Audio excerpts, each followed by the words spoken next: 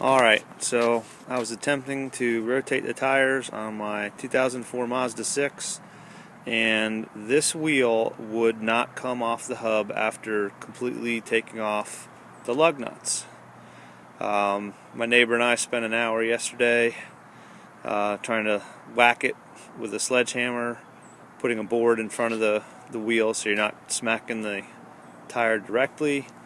There was another YouTube video where a guy showed you put a board, or in this case a couple of steel plates we had about halfway under the tire, and then once you jack it down, the weight of the car should be enough to free, to loosen up the tire for some reason.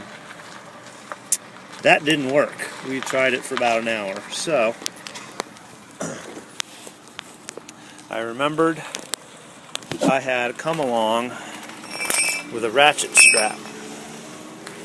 So what we did is we took the loose end here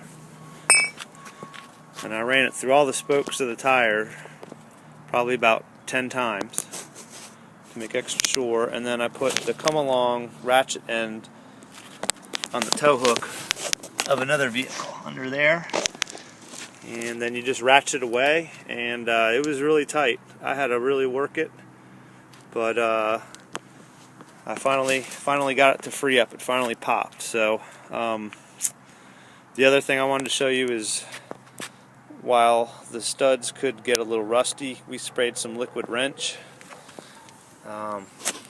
After taking off the lug nuts, we sprayed the liquid wrench on the studs, but there's not going to be enough rust to lock the wheel onto the hub. So anyway, I hope that saves you a couple hours, because I wish I had done that right out the gate. So cheers.